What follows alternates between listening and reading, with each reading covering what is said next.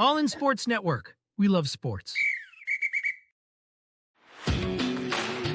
Coming to you from the land of barbecue, Lone Stars and Longhorns, this is All In Colts, presented by the Unstable Blues.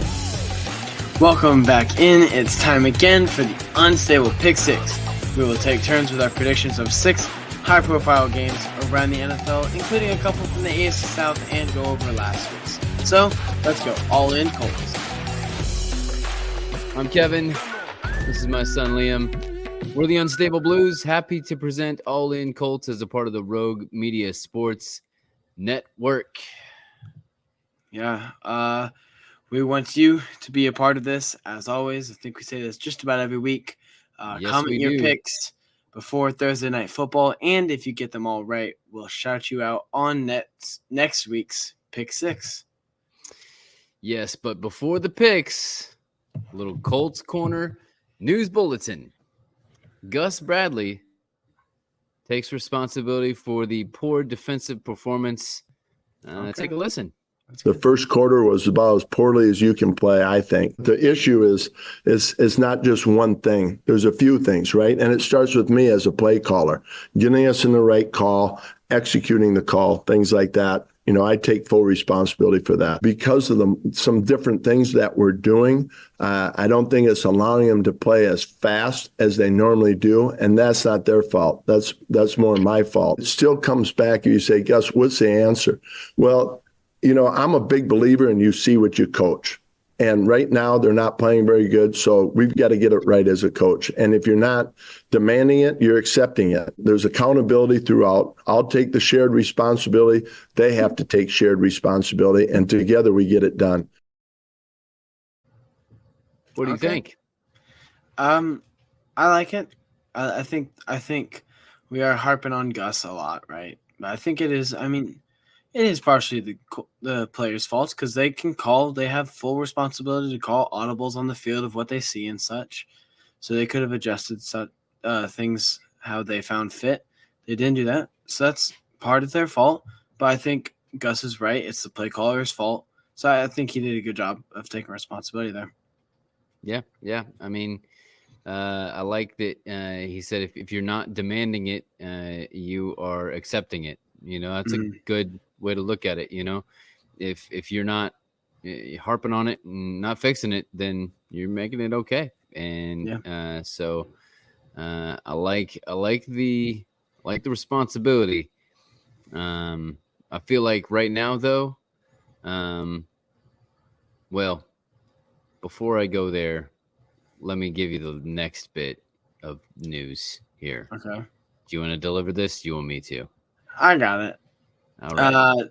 So I guess you could kind of say the bigger news is that DeForest Buckner was put on IR. So he will be out for at least the next 4 weeks, 4 games, if that's how you see it.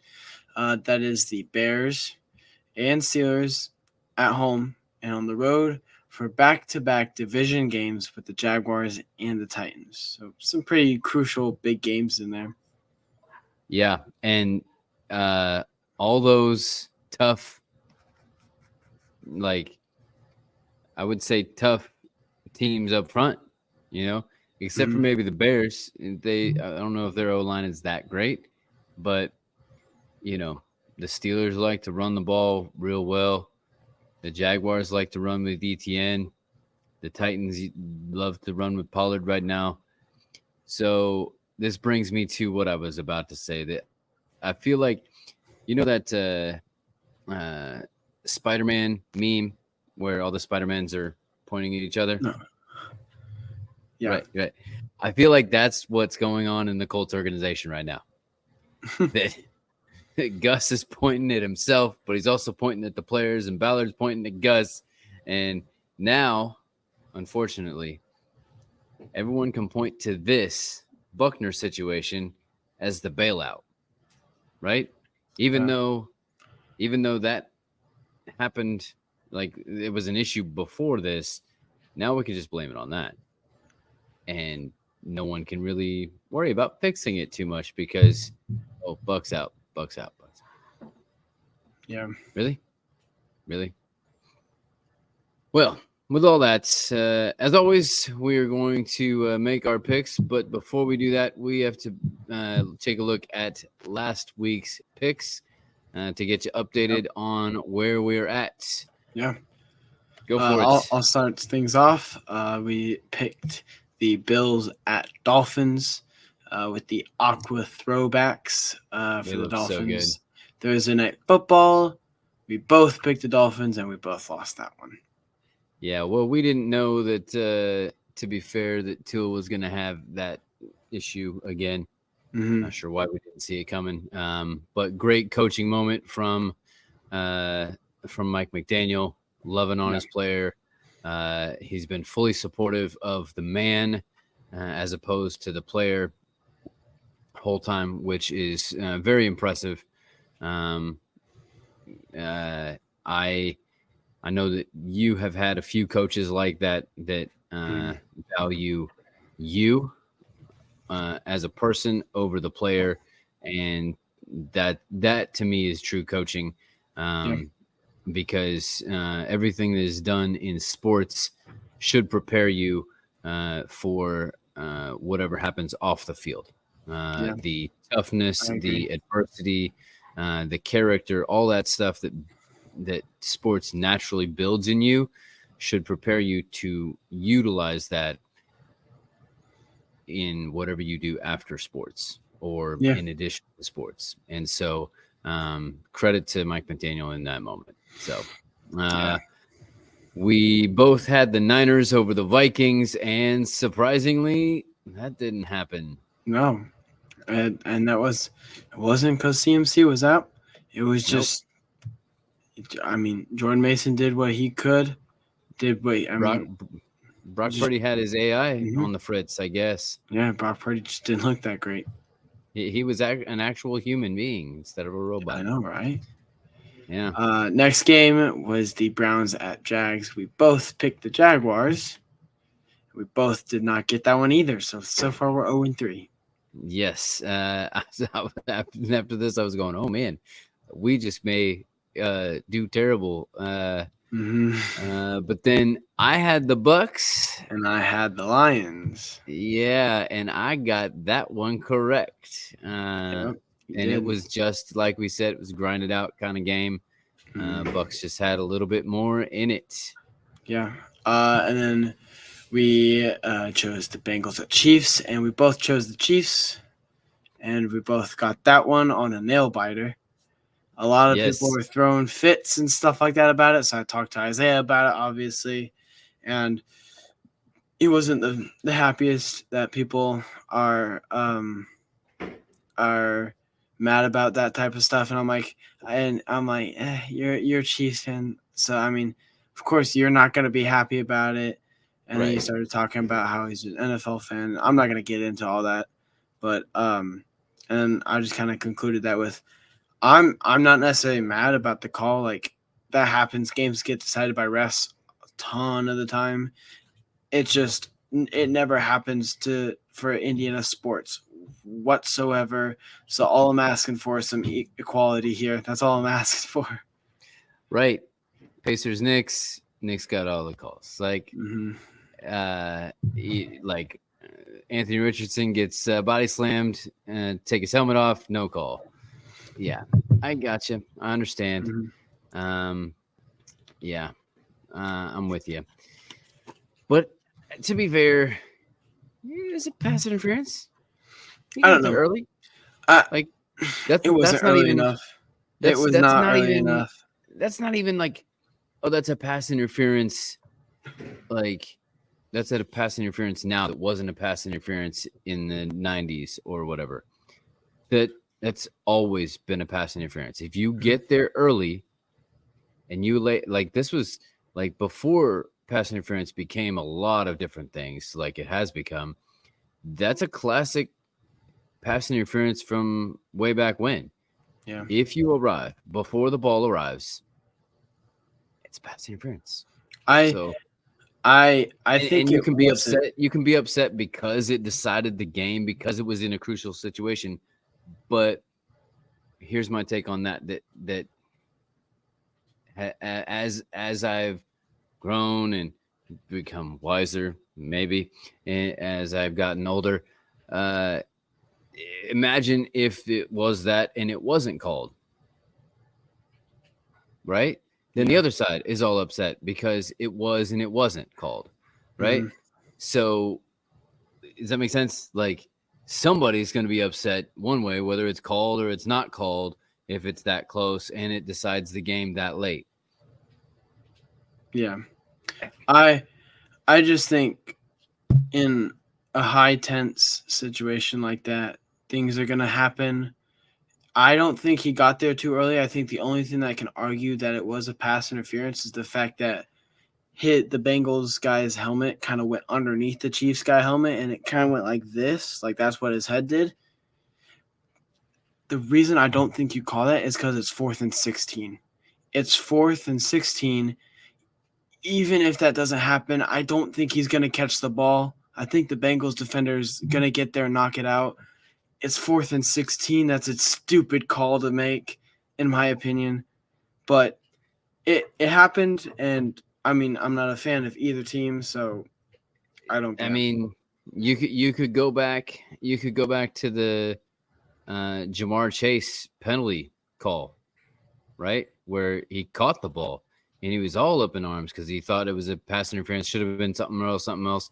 And he talked to the ref about it once, and then when he went back and talked to the ref again about it, then he got flagged for it, and it pushed him, kind of killed the drive, pushed him back. You know, you can point to that as, there are so many moments, right? We say this all the time. Like, you can blame the refs all you want, but there are so many moments along the way that led you to the point where you had to allow the refs to make the call. Yep. Right. And it didn't have to be in the ref's hands, but you left it there because you didn't stop him earlier, or you made a bonehead call here that, was a field goal instead of a touchdown, or you went for 2 and when you should have just taken the 1, or you missed they missed an extra point. Yeah. There's so many things. So to harp on the one moment at the end of the game, just because it's the one moment at the end of the game where it looks like it was bad, doesn't mean that it was that way. Yeah. On to the next game. The last game that we picked, we both picked Houston over the Bears, and that was correct, although surprisingly close. Yeah, closer than expected, for sure. Yep. So that leads me. Go ahead, sorry. Williams had a shot. He had a chance. Yeah. Mm-hmm. Yep. So that leaves me with a record of 6-6 for 500, so pretty solid. Yep. I made up a game, so I'm still at 500, 6-6 as well. So 600. Oh my. Nope. So we're tied up yet again. Yep. So we'll see what happens this week. Always seems to be this way. Yeah. It was really hard to choose games this week, though. A lot of narratives. Still too early to see, like, in the season, who's for real, who isn't. And there's a few undefeated matchups between 2-0 teams. So those are here. We have our 2 AFC South games. But after that, it was kind of difficult, especially when the Falcons went down, and after the Eagles, Saquon Barkley just went and missed it. The Falcons went down, scored, and so there would have been another 2-0 matchup, but with the Saints. But in the end, what did we do? In the end, we decided to highlight 2-0 teams. That is a total of 9 teams, but there are 2 games featuring 2-0 matchups, so 2 teams with 2-0 records. Yep. So the most undefeated teams we could still have next week would be 7. The only 2-0 teams not here is the Buccaneers with a home game against the Broncos, because obvious reasons. They're playing the just Broncos. wasn't interesting enough. It's 2-0 versus 0-2. Exactly. Not enough intrigue there. Yep. Now, if the Broncos come back and beat them, we might regret it, but it's all good. Mm-hmm. So, first game. Here we go. Yep. First game. Eagles at the Saints.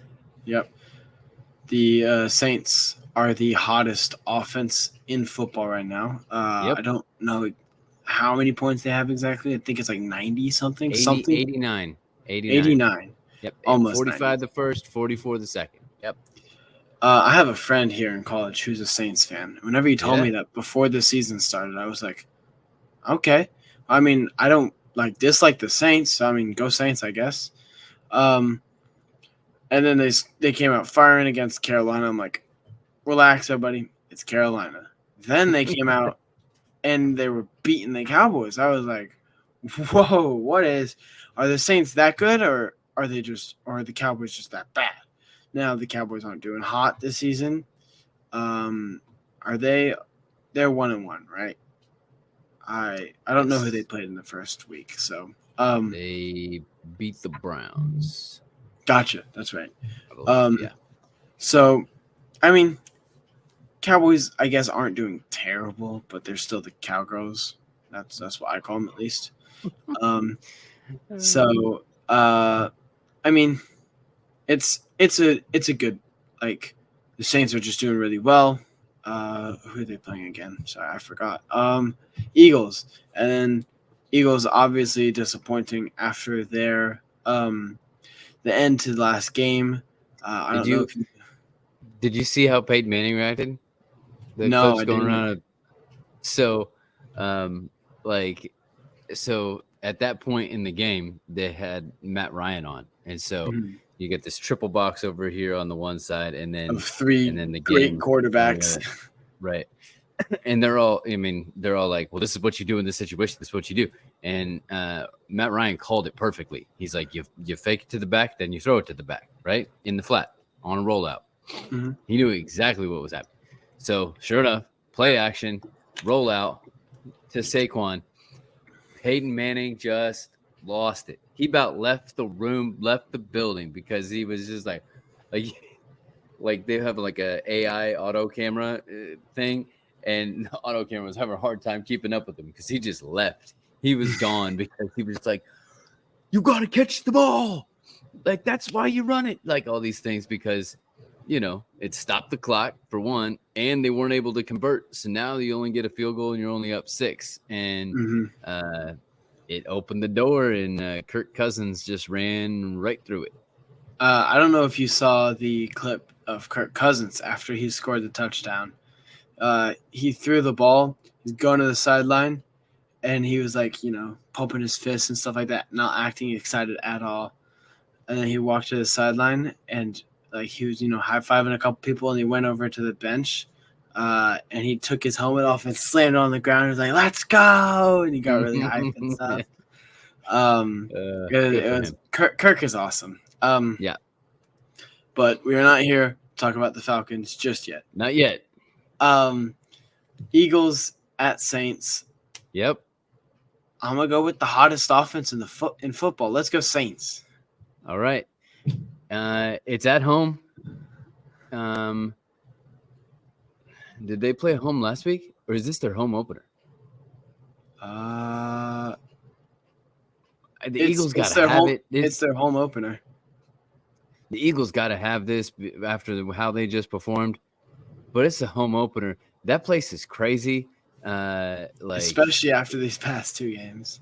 Like, whenever I think of the Saints in a home opener, I think of the game in 2006 whenever they were yes, it was Drew Brees, but it was like the year before that was Katrina, so they were all over the place and displaced and everything. So this is the first game in 2006 back, and the place was just crazy, like the energy. And then they had on the the other team, I think they played the Falcons. So it was a division game too. They stopped the Falcons 3-and-out got a block punt that went for a touchdown. In the place, like as if it wasn't like buzzing enough.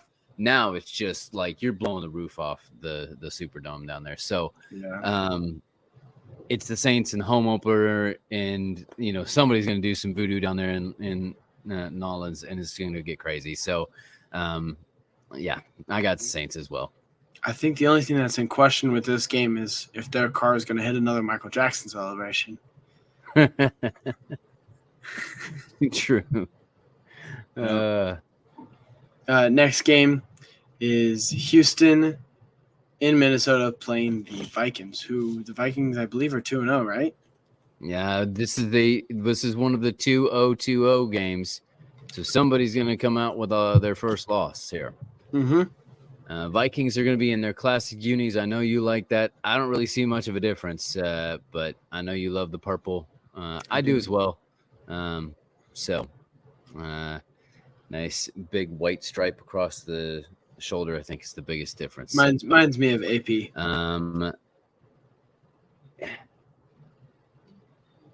This is Diggs and Daniil's return to Minnesota for Houston.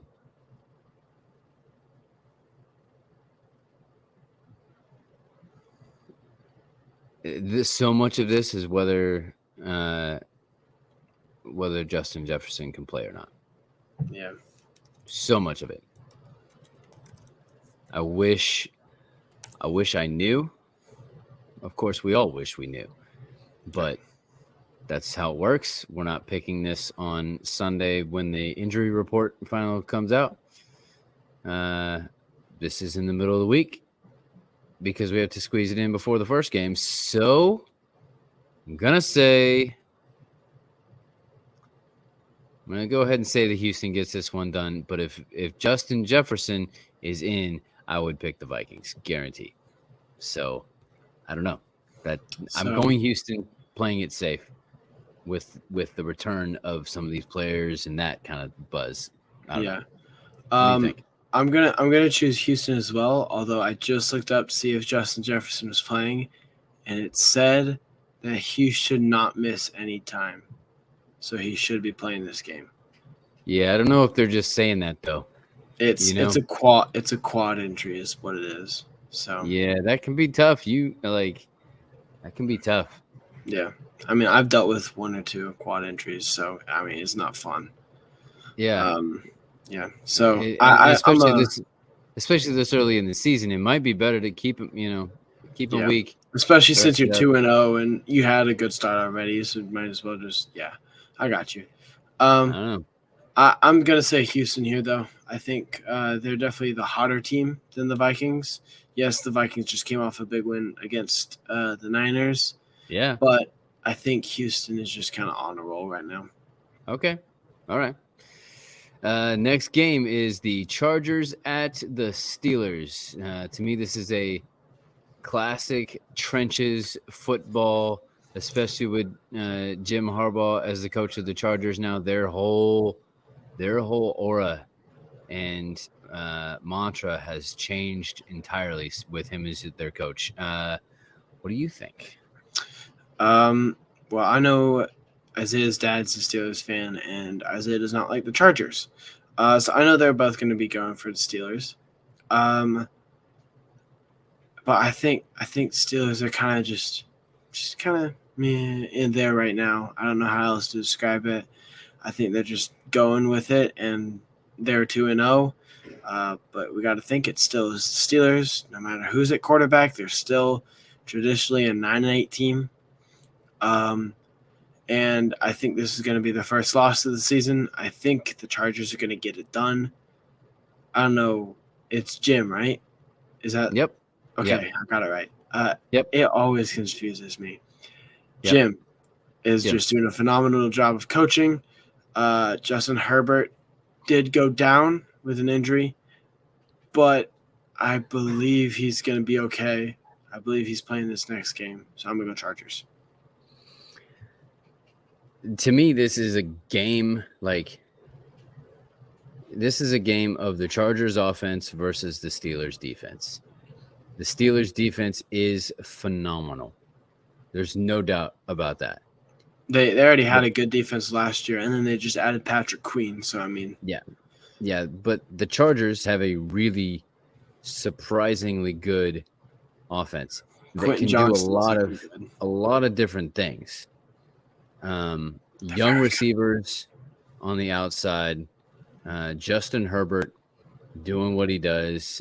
Very good at running the ball. J.K. Dobbins in that offensive line can push people around and impose their will. Did the Chargers get Joe Alt? Yeah. I don't know if you saw this, but whenever they played the Raiders the first week, Joe Alt was making Max Crosby look like a rookie. Yeah. I was looking at that like, yep. Oh my goodness. Yeah, I saw some people say this might be the greatest draft pick ever. Honestly. Wow. Okay. That's a bit bold. Well, but I also saw somebody say that they may instantly have the best tackle duo in the league. Yeah. With a rookie. Yeah. I just don't see how you can say that's the best draft pick ever whenever you have Tom Brady, the GOAT, who got drafted in the 6th round. Yeah. I feel like that's hard to beat. I get it. But okay. I also got to bring this up as a Colts fan. Jim Harbaugh versus the Steelers always makes me just upset.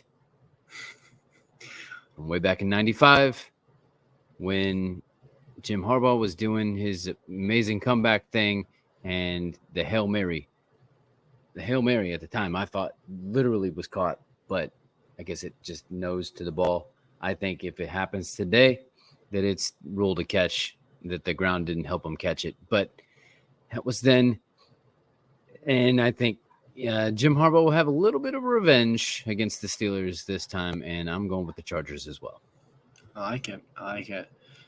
Next game is the Dolphins in Seattle playing the Seahawks. Tyler Huntley was signed by the Dolphins. Yep. Are the Dolphins just playing really bad, or are the Seahawks just playing really good? Like, what are we? Yeah, this is a confusing one because, especially with Tua out now, Skylar Thompson, but then Tyler Huntley was just signed. The Dolphins didn't look that great even with Tua but it was against Buffalo, and they don't typically do that well against them. And then, the Seahawks, they beat the Broncos, and then they beat the Patriots. Yeah, the Patriots beat the Bengals in the first week, but, do we really believe that the Patriots are that good? So the Seahawks, their 2 wins are called into question a bit. Mm-hmm. So this is a very interesting one. You kind of got a team that should be, that's kind of not, and a team that nobody expected that is question mark. Yeah. But I'm gonna go home field advantage and go Seahawks. Okay. What do you think? I was thinking about this. I'm like, I don't know. And really it comes down to not home field advantage, but do I want to defer from you and choose someone else? Now I am normally, as you know, I'm normally a very safe person, but this time I'm going to choose the Dolphins. I think if Tyler Huntley starts, it's going to be pretty bad for the Seahawks because you have such a speedy offense already, and then you put Tyler Huntley in there, and you can just do so much more on the ground game. So I think it'll just be scary for the Seahawks. Like, you don't know where the ball is going, and you can't keep up with everyone. So you have to make a choice and stick to it. So I think the Dolphins get this one. Yeah, I think I see. As you were saying this, I'm going. As soon as I made my pick and I'm listening to you, I'm going, do I really believe that the Seahawks are going to be 3-0, beating the Dolphins? You stuck with your pick, but I'm sticking with it because I think Skylar Thompson even though they picked up Tyler Huntley, I think that is down the line. I don't think he's ready. I think that they're going with Skylar Thompson this week because of the familiarity with the offense and how much goes on with that Mike McDaniel system and everything. So I think they're going to go Skylar Thompson this week. And in a couple weeks, if Tyler Huntley gets up to speed, then it will be him. If that works out. Yeah. Does that make sense? I think that's where that's headed. I don't know if it's immediate. So Gotcha. I got the next one, right? Yep. Chiefs at Falcons. Sunday night football. I call this the currently most successful quarterback versus the currently most lucrative quarterback. Obviously, Patrick Mahomes has done whatever he needs to do on his resume, but then Kirk Cousins just keeps signing fully guaranteed money, fully guaranteed contracts. Nicest guy in the world. Like, I firmly believe that after watching the quarterback series a couple years ago. Just what an upstanding gentleman he is, but somehow squeezes all the money out of all these teams, even though he gets a bad rap for being like, I mean, he's got memes that he's just he's Kirk Cousins. Like, he's kind of a laughable, meme dad joke. But I mean, he's a solid quarterback. You know, he's consistent. You know exactly what you're getting whenever you get him. So, I mean, I think this is definitely a hard game to choose. I think it's a lot harder than a lot of people think. As much as I want to go Falcons here, I think I'm going to go to the Chiefs because, I mean, it's the Chiefs. So they're looking pretty good right now. They've beaten the Ravens and the Bengals, who are both pretty solid teams within themselves. Now, quick little stat. It's kind of side note since I mentioned I mentioned the Ravens. Derrick Henry has an average yards per carry this year of 4. Okay. Now, with that being said, he's carried the ball 3 times for 12 yards. Twice for 5 yards in the first game against the Chiefs, once for 7 yards against the Raiders. He needs to run the ball more. Besides the point, I'm going Chiefs in this game. The Chiefs have yet to play a game on the road this year. The Chiefs just had to give their heart and their soul to win by 1 point against one of their nemesis at home. Mm-hmm. The Falcons just came away with a win, sneaking one out. By one. On the road. In Philadelphia.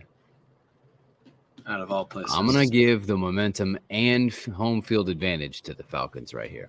Okay, so that's 2 that we're deferring on. So this could be bad for either one of us. And then the last game is the Jaguars in Buffalo playing the Bills. We kind of talked about it a little bit in the update from the South. What are your thoughts on this? Yep, you can go back and check out our full review of that one in our update from the South from yesterday. But I mean, good defenses and Jekyll and Hyde QBs, what it comes down to. Like, that's what it comes down to. Plus, you have the Josh Allen and Josh Hines Allen. So, you okay there?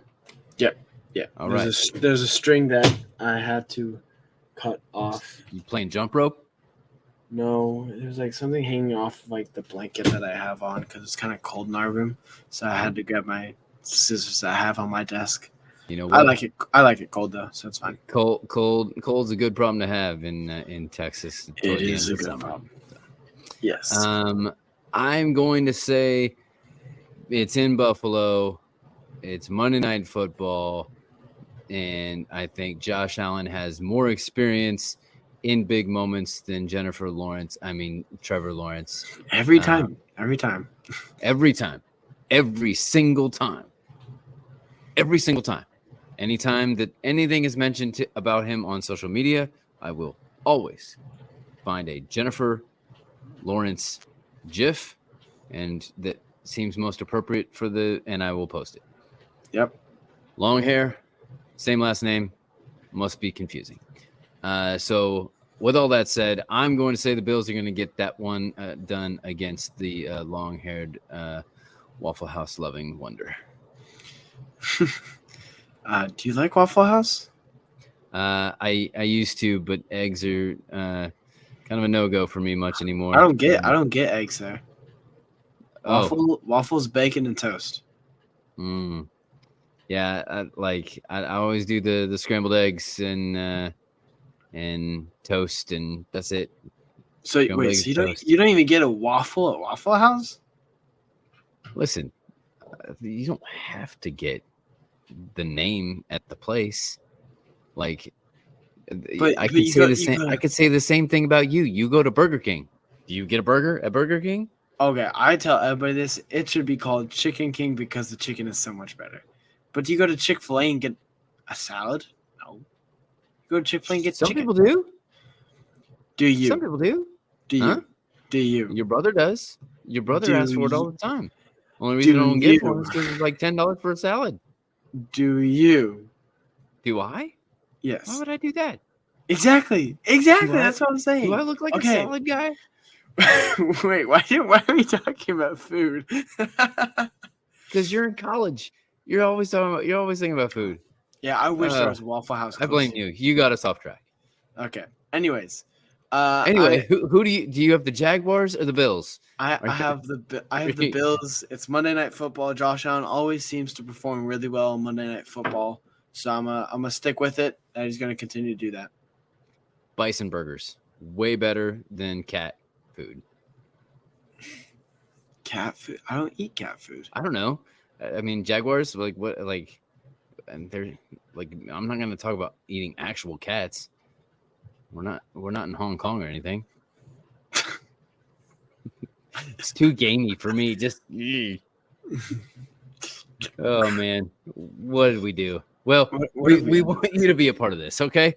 Maybe not this food conversation because that's I don't know if you wanted to go ahead. If you want to comment what kind of weird food you've had, or whether what food that you haven't had that the place is named after it, like if you only eat chicken at Burger King like this guy, or you don't eat waffles at Waffle House like me, comment on that too. But for this thing, comment your picks before Thursday night because we don't want you to cheat, okay? If you get them all right, we'll shout you out next week in the pick six, okay? Yeah. All right. Well, that is all for today. The fantasy stats and projections are doing pretty good. Then on Friday is our preview of the Colts-Bears game. This is Liam. And this is Kevin. Reminding you to stay all in Colts. All in Sports Network. We love sports.